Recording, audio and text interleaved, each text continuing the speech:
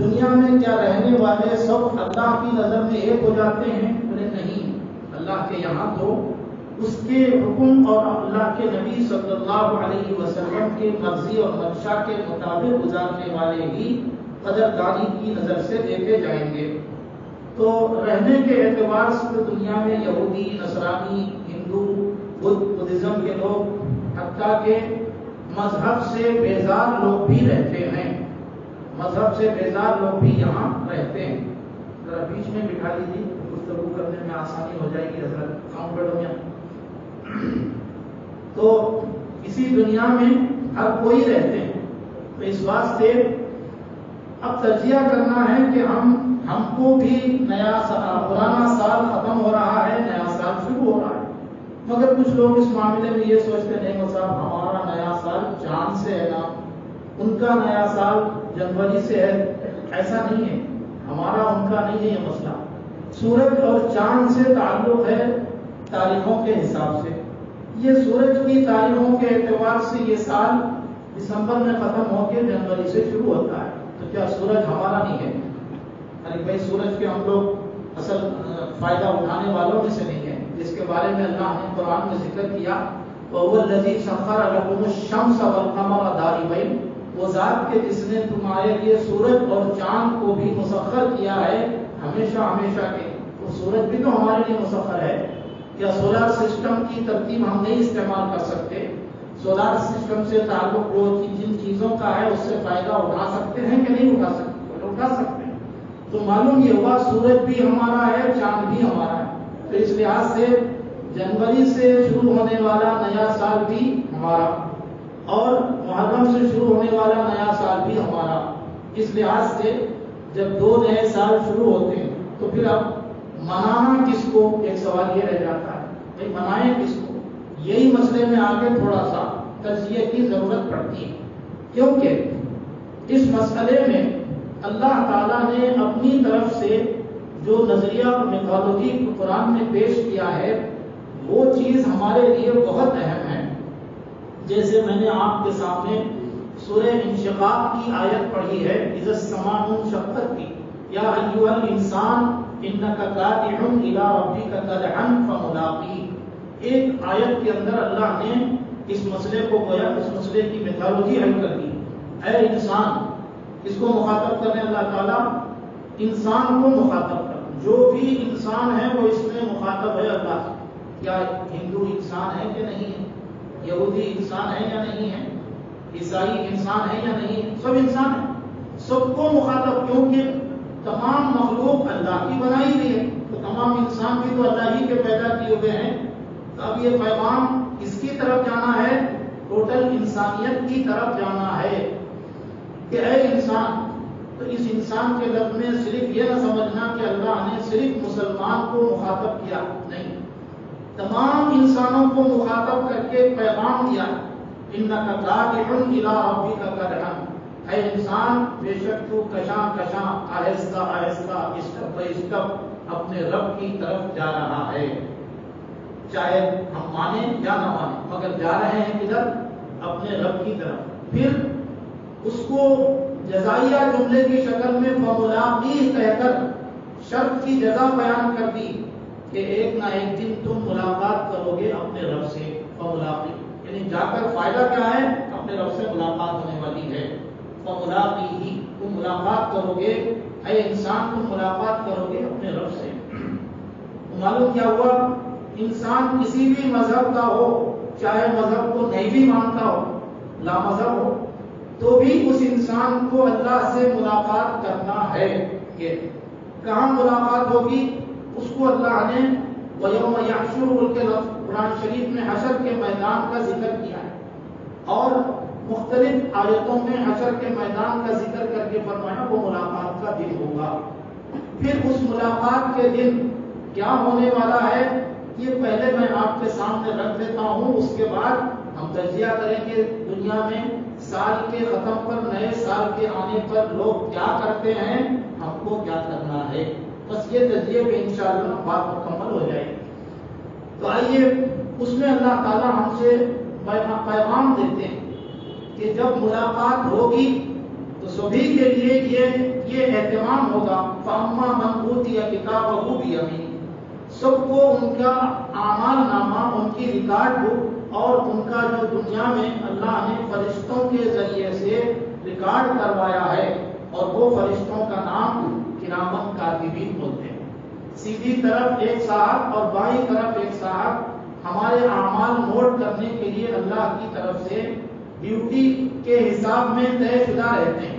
صبح دن کی ڈیوٹی الگ، رات کی ڈیوٹی الگ، اور وہ رات کی ڈیوٹی کرنے والے جا کے دن میں سو جاتے ہیں ہر جیسا ہمارے لوگ نائٹ ڈیوٹی کر کے آنے کے بعد فجر نہیں پڑھ کے سو جانے کو زیادہ اہمیت سمجھتے ہیں. بولے مصعب نیند کی حالت میں نماز نہیں پڑھنا کر دینا. بولے رات بھر ڈیوٹی کرنا یہ نہ لکھا ہے. ٹھیک ہے بھائی، نیند کی حالت میں نماز نہیں پڑھنا، مگر وہ نیند کو اوائڈ کر کے رات بھر ڈیوٹی کرنا یہ کس نے لکھا؟ یہ کس نے بتایا؟ اللہ نے تو بتایا ہم نے رات آرام کے لیے بنائی اور دن ڈیوٹی کے لیے بنایا. اب آپ دن کو آرام کر کے رات کو ڈیوٹی کریں گے تو اللہ کے حکم کو الٹا کر دیا کہ نہیں کر دیا؟ قیامت میں یہ بھی تو کچھ ہوگی. آگے آئیے تو اللہ تعالیٰ نے فرمایا قیامت کے دن اللہ تعالیٰ اعمال نامہ دیں گے سبھی کو دیں گے. جتنے انسان دنیا میں پیدا ہوئے ہیں، بلکہ جتنے جنات ہیں، ان سب کو ان کا اعمال نامہ ریکارڈ بک دیا جائے گا. اور یہ ریکارڈ بک میں اللہ نے فرمایا وَلَا تُظْلَمُ نَفْسٌ شَيْئًا، کوئی نفس اور کوئی انسان اس میں ذرہ برابر ظلم نہیں کیا جائے گا. کیا مطلب؟ کسی کی نیکی لکھنے سے رہ گئی ہو ایسا ظلم نہیں ہوگا. مثلا ہم نیکی کرے تھے فلاں نیکی، مگر ریکارڈ بک میں ذکر ہی نہیں ہے، ایسا نہیں ہوگا. جو کرے ہیں وہ لکھا ہوا ہے. اور کوئی گناہ نہیں کیے ہیں اس میں ایڈوانس میں لکھا ہوا ہے میں گناہ کیا ہوں، ایسا بھی ظلم نہیں ہوگا. یہ تو دنیا میں الیکشن کے مسئلے میں ہو سکتا ہے کہ پورے محلے کا نام ہی الیکشن کے معاملے میں پورے محلے کا نام ہی غائب، ایسا ہو سکتا ہے. وہاں ایسا نہیں ہو سکتا. وہاں تو صرف انصاف ہی انصاف ہوگا اور ذرہ برابر بھی کسی پر ظلم نہیں کیا جائے گا. تو اب اعمال نامہ دینے کا وقت آئے گا، کسی کو سیدھے ہاتھ میں اور کسی کو بائیں ہاتھ. اللہ تعالیٰ نے اس کی تقسیم بتا دی ہے قرآن میں جگہ جگہ. فَأَمَّا مَنْ أُوتِيَ كِتَابَهُ بِيَمِينِهِ، جس کو اس کا اعمال نامہ سیدھے ہاتھ میں دیا جائے گا تو فَسَوْفَ يُحَاسَبُ حِسَابًا يَسِيرًا. سورہ انشقاق میں تو یہ فرمایا اس کو بہت آسانی کا حساب لیا جائے گا، اور یہ آسانی والا حساب انشاءاللہ جنت میں پہنچانے کا ذریعہ ہوگا. یہ فرمایا. اسی لیے ہمارے آقا صلی اللہ علیہ وسلم اکثر دعا میں یہ جملہ فرمایا کرتے تھے اللہم حاسبنی حسابا یسیرا، اے میرے مولا میرا آسانی کا حساب لیجئے. یعنی وہ حساب جس میں بتاؤ میاں تمہارا کیا ہے، ہاں یوں دیکھے تھے ابھی جیب میں سے نکال ہی رہے تھے، جاؤ چلے جاؤ. اس کو آسانی والا حساب کہتے ہیں. تو یہ آسانی والا حساب جس کا ہوگا وہ وَيَنْقَلِبُ إِلَىٰ أَهْلِهِ مَسْرُورًا، اپنے گھر والوں، اپنے پیرنٹس اور اپنے دوست احباب کو دکھاتے پھرے گا یہ میرا اعمال نامہ ہے، سیدھے ہاتھ میں ملا، میں بائیں ہاتھ دکھا رہا ہوں غلط کروں، سیدھے ہاتھ میں ملا ہے جو وہ میرا سیدھا ہاتھ میں اعمال نامہ ملا ہے. یہ خوشی خوشی اپنے لوگوں کو دکھاتا پھرے گا. اور وَيَنْقَلِبُ إِلَىٰ أَهْلِهِ مَسْرُورًا، اپنے گھر والوں کو دکھاتے پھر کر اپنی خوشی کا اظہار کرے گا، کیونکہ وہ اپنی زندگی میں اللہ اور اس کے رسول کے حکموں کو پورا کرنے کے لیے اپنے جذبات کو اور اپنے خیالات کو اس نے دبا کر کام لیا تھا. اس کے برخلاف اگلا جملہ ہے ان کے لیے جن کو اعمال نامہ بائیں ہاتھ میں دیا جائے گا، لیفٹ ہینڈ میں دیا جائے گا. تو ان کے بارے میں کیا فرمایا وَأَمَّا مَنْ أُوتِيَ كِتَابَهُ وَرَاءَ ظَهْرِهِ، جب ان کا اعمال نامہ پیٹھ کے پیچھے سے بائیں طرف بائیں ہاتھ میں دیا جائے گا فَسَوْفَ يَدْعُو ثُبُورًا، اب وہ خوشی سے بتاتا نہیں پھرے گا، منڈی نیچے ڈال لے کے ہائے میری ہلاکت، ہائے میں ختم ہو گیا، ہائے میں مر گیا، ایسی باتیں بولتا پھرے گا اور موت موت پکارے گا، مگر وہاں موت نہیں آئے گی کیونکہ موت کو بھی اللہ تعالیٰ موت دے کر ختم کر دیں گے. اب نہ جنتی جنت میں موت آئے گی اور نہ جہنمیوں کی جہنم میں موت آئے گی، موت تو ختم ہوگی. پکارے گا موت مگر وہاں موت نہیں آئے. فسوف یدعو ثبورا ویصلی سعیرا، جہنم میں داخل ہو جائے گا. کیوں؟ اس کی وجہ بتائی آگے اللہ تعالیٰ انہ کان فی اہلہ مسرورا، بے شک وہ اپنی زندگی میں، دنیا کی زندگی میں مگن تھا اللہ کی یاد کے مقابلے میں اور اللہ کے حکموں کے مقابلے میں مست مگن رہ کر منمانی زندگی گزارا۔ انہ کان فی اہلہ مسرورا، اور اس نے یہ سوچا انہ ظن ان لن یحور، گمان اور یقین یہ کر رکھا تھا کہ قیامت وغیرہ کچھ نہیں ہے اور اعمال وغیرہ کا کوئی حساب کتاب نہیں ہوگا، یہ تصور لے کر گھومتا تھا۔ بلا کیوں نہیں، اللہ تعالیٰ تو تمہارے تمام اعمال کی نگرانی فرماتا ہے۔ بلا ان ربہ کان بہ بصیرا، یہاں تک اس جملے کو اللہ نے مکمل فرمایا۔ تو آئیے اس سلسلے میں اب تجزیہ کرنا ہے کہ ہماری زندگی کا گزرتا ہوا ہر دن ہم کو اللہ کی ملاقات کے قریب کر رہا ہے یا اللہ سے دور کر رہا ہے؟ یہ ایک ایسا سوال ہے جس کا جواب ہم میں سے ہر ایک کو دینا ہے، میرے سامنے دینا ضروری نہیں، اپنے آپ کو دینی کہ ہمارا ہر دن اللہ کے قریب جانے کی طرف جا رہا ہے۔ کوئی یہ نہیں بول سکتا کہ میں اللہ کی ملاقات سے دور ہونے کی طرف جا رہا ہوں، نہیں بول سکے گا۔ وجہ کیا ہے؟ انسان کی زندگی اللہ کی طرف سے جتنی متعین کی جا چکی ہے اس میں سے ہر دن کٹ رہا ہے، ہر دن کٹ رہا ہے، تو عمر بڑھ نہیں رہی ہے، اللہ تعالیٰ کے اعتبار سے عمر گھٹ رہی ہے۔ لوگ اس میں پریشان ہیں کہ عمر بڑھ رہی ہے اور ہر سال ایک موم بتی کا اضافہ کر کے خوش ہو کے دوسروں کو بھی گوتے لگاتے ہیں، کوئی تمہارے لیے ہیپی ہو برتھ ڈے کے حساب سے، اور وہ بھی ایک مخصوص لہن کے حساب سے، happy birthday to you, ایسے اس سے ہٹ کے کوئی دوسرے اردو کے الفاظ میں بولا تو نہیں، یہاں تمہاری قبولیت نہیں ہو سکتی کیونکہ تم اردو میں بول کے ہماری توہین کر رہے ہو۔ اگر ایک صاحب جا کے آپ کو آپ کا جنم دن مبارک ہو بول کے اردو میں بول تو کیا بول رہے؟ ارے تمہاری انگلش نہیں آتی، کیا نہیں آتی؟ نہیں آتی تو پھر تم ہماری برتھ ڈے میں آئے کیوں؟ اللہ اندازہ لگائیے، اردو میں انہوں آپ کو آپ کا جنم دن مبارک ہو بولے تو ان کو ہضم نہیں ہوا، کیونکہ وہ انگلش میں بولنا اور وہ بھی ٹیون کے ساتھ بولنا کرتے ہیں۔ اعوذ باللہ ثم اعوذ باللہ، دنیا کدھر جا رہی ہے اور ہم کدھر جا رہے ہیں؟ تو آئیے اس سلسلے میں یہ سمجھایا اللہ تعالیٰ نے کہ تمہاری زندگی کا ہر دن ہماری ملاقات کی طرف آگے بڑھ رہا ہے۔ تو مطلب کیا ہوا؟ میری اور آپ کی زندگی کا ہر دن اللہ کی طرف سے جو متعینہ زندگی ہے اس میں سے کم ہو رہا ہے یا زیادہ ہو رہا ہے؟ کم ہو رہا ہے۔ کیوں کم ہو رہا ہے؟ اس لیے کہ اللہ کی طرف سے ہماری عمر طے کی جا چکی ہے، اور ہم جب 4 مہینے کے حمل میں تھے ماں کے پیٹ میں، اسی وقت ہمارے بارے میں لکھا جا چکا کہ کتنی عمر ملے گی۔ بھائی عمر تو وہیں طے ہوئی ہے، کوئی بول سکتا میری عمر مجھے معلوم ہے؟ نہیں معلوم، تو عمر وہیں طے ہوئی۔ اب طے شدہ عمر میں سے 1 سال میں گزار چکا، تو 1 سال کم ہوا کہ بڑھا؟ اصلاً تو کم ہوا۔ تو کم ہونے پر خوشی منانا ہے یا ذرا تجزیہ کرنا ہے، سوچنا ہے کہ میں نے یہ عمر کیسی گزاری؟ آئیے گزرتا سال ہمارے لیے یہ پیغام دے رہا ہے۔ کیا 2022 کو ہم نعوذ باللہ اوائڈ کر دینا ہے؟ نہیں، اوائڈ نہیں کرنا ہے۔ 2022 کے سال کے بارے میں یہ فکر لینا ہے کہ میں نے یہ سال کیسا گزارا، اللہ کی ملاقات کی طرف گزرنے کے معاملے میں کیسا انداز سے گزرا، کہیں نافرمانی میں تو نہیں گزرا؟ کیا اس کا تجزیہ کرنا ہمارے آقا صلی اللہ علیہ وسلم کی سنت ہے یا نہیں؟ تو پھر بولیے، اس دنیا میں رہتے ہوئے سال گزرنے کے مسئلے میں ہم کو بھی تو کچھ کرنا ہے کہ نہیں کرنا ہے؟ دنیا میں دوسرے کرنے والے کیا کر رہے ہیں وہ ہم کو نہیں دیکھنا، ہم کو کیا کرنا ہے وہ دیکھنا۔ یہ کرنا ہے کہ گزری ہوئی زندگی کے بارے میں تجزیہ، فکر کہ میرا یہ سال کیسا گزرا اور آنے والے سال کے بارے میں کیا پلاننگ کروں کہ میں اللہ کے قریب ہونے کے مسئلے میں میرا سال صحیح گزرے۔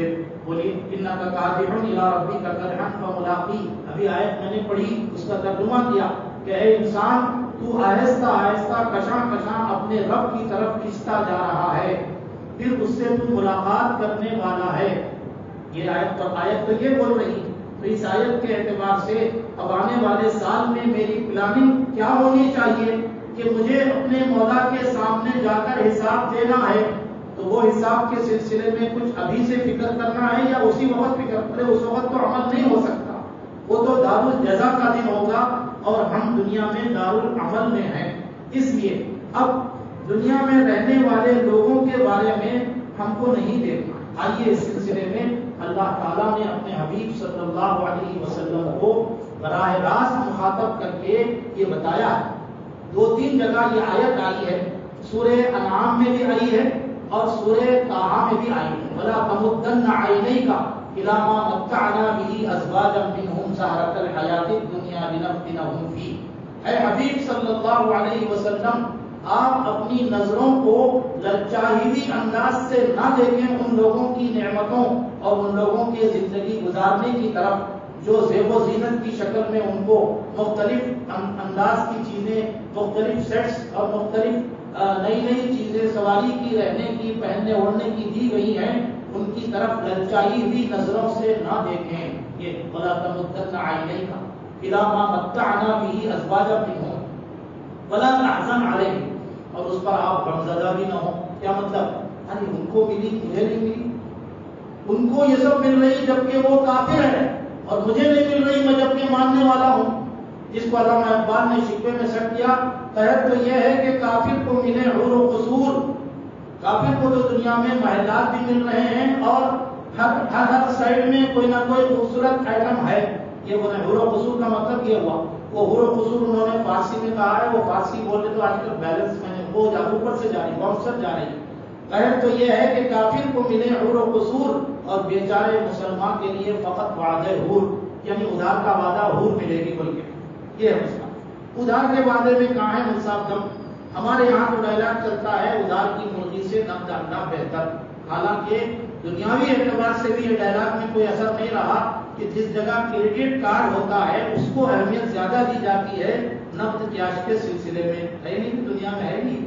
کریڈٹ کارڈ کے ذریعے سے آپ کوئی پیسے دینا چاہتے ہیں یا کام کرنا چاہتے ہیں، وہ زیادہ اہم ہوتا ہے نقد کیش کے مقابلے، اور ہوتے ہوتے ہمارا ملک بھی کشاں کشاں اسی تہذیب کی طرف آگے بڑھ رہا ہے۔ اب پیسے دے کر کام کرنے کے سلسلے میں 4 روپے کا مسئلہ بھی ہے تو انہیں بولتا بار کوڈ دیجیے صاحب آپ کا، تو 4 روپے بھی بار کوڈ سے دے کر پھر اس میں زور سے آواز آتی آ گئے چلو آ گئے، ایسا مسئلہ چل رہا۔ تو اس سے اس بات سمجھ میں آئی کہ دنیا میں انسان کو اللہ تعالیٰ کی طرف سے جو زندگی عطا کی گئی ہے، اس زندگی میں ہر گزرتا دن اللہ کی طرف قریب کر رہا ہے۔ تو اس لحاظ سے آئیے اس سلسلے میں دنیا میں کرنے والے کیا لوگ کیا کر رہے ہیں اور ان کو کیا کیا ملا ہوا ہے اس کی طرف توجہ نہیں دینا ہے۔ ہم کو دنیا میں اگر کم ملا ہے تو اللہ نے فرمایا اس پر غمزدہ مت ہو جائیے، کیونکہ کم سامان والے کا حساب کتاب جلدی ہو جاتا ہے۔ خالی ہینڈ کیری لے کر اگر ایئرپورٹ سے کوئی دوسرے ملک سے آئے تو آسانی سے باہر جلدی نکل جائے گا کہ نہیں نکلے گا؟ سامان والا آدمی بیلٹ کے پاس انتظار میں ہوروں کے سر کا بیٹھا رہتا ہے، لیکن بغیر سامان والا خالی ہینڈ کیری ڈالے تو آسانی سے باہر جلدی نکل سکتا ہے کہ نہیں؟ جب دنیا میں یہ صورتحال ہے تو اللہ تعالیٰ کے پاس بھی سامان کے مسئلے میں ہی پریشانی زیادہ ہے۔